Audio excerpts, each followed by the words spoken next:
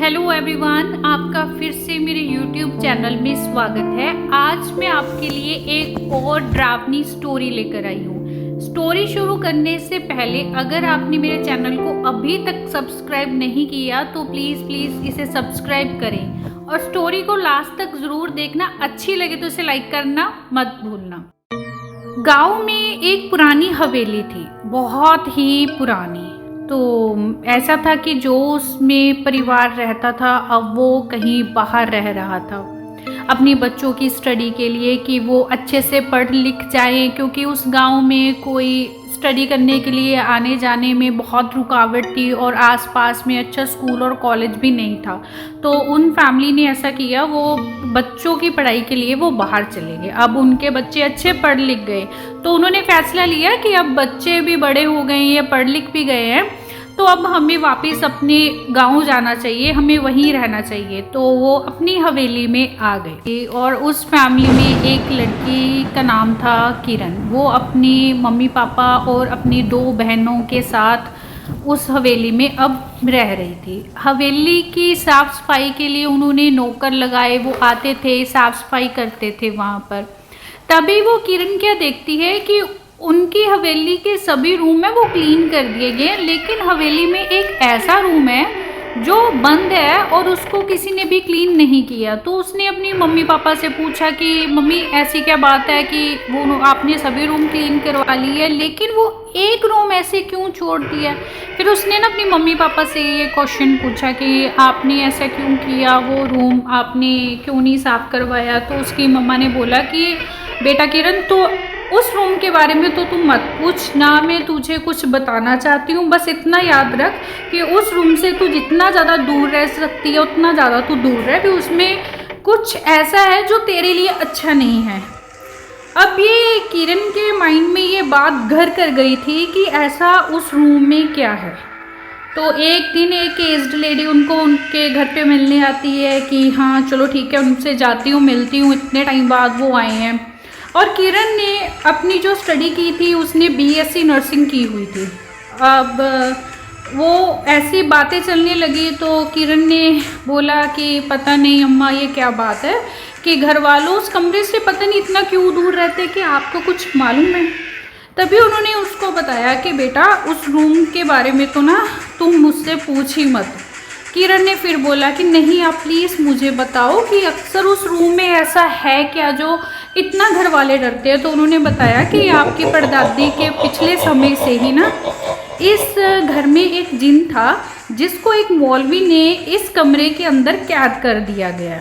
अगर वो बाहर आ गया ना तो फिर से वही कहानियाँ शुरू हो जाएंगी जो पहले हुई थी, इसलिए तुम भूल कर भी उस रूम के पास या उसको खोल कर मत। अब किरण के माइंड में ये बात पक्की थी कि उसने अब जिन को देखना है और वो सोचती थी कि जिन दिखने में कैसा होता है, ऐसे तो कुछ भी होता नहीं है, ये सिर्फ महज इनकी कहानियाँ हैं, इसके अलावा ये कुछ भी नहीं है।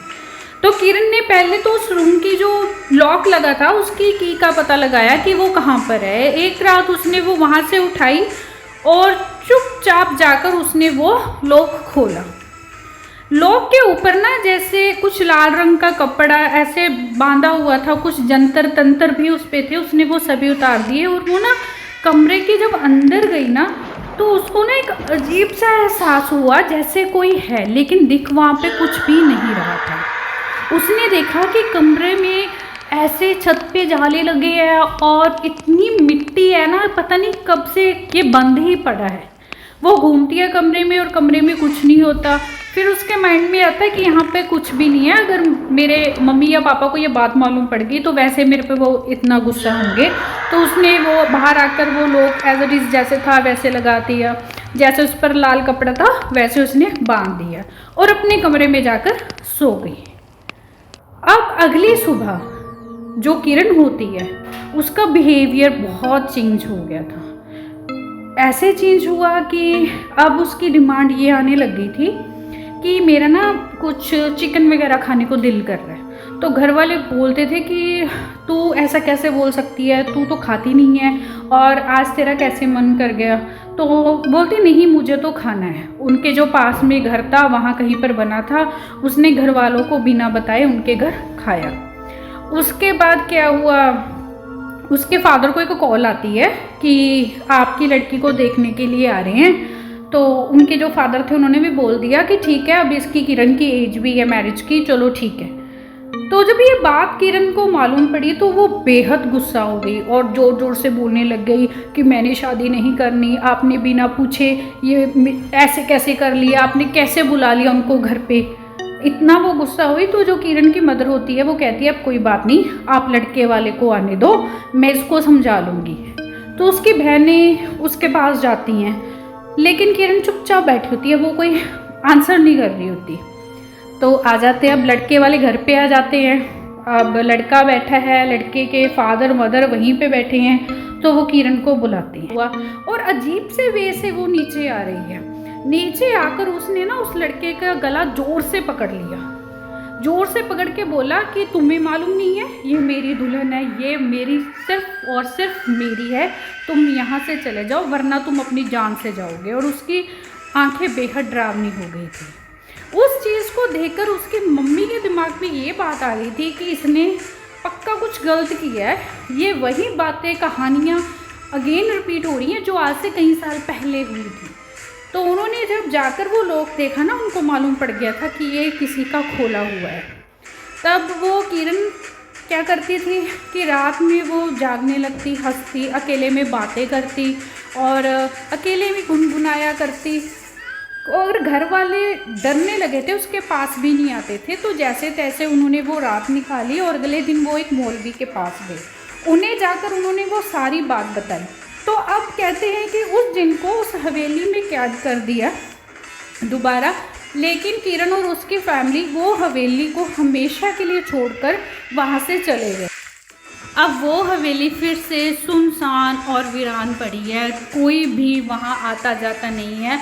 हालांकि जिनको दोबारा वहाँ पर कैद कर दिया गया है, लेकिन फिर भी किरण की फैमिली वो हवेली हमेशा के लिए छोड़कर गांव से बाहर शहर में कहीं रहने लगे और फिर कभी वो उस हवेली में वापस नहीं आए।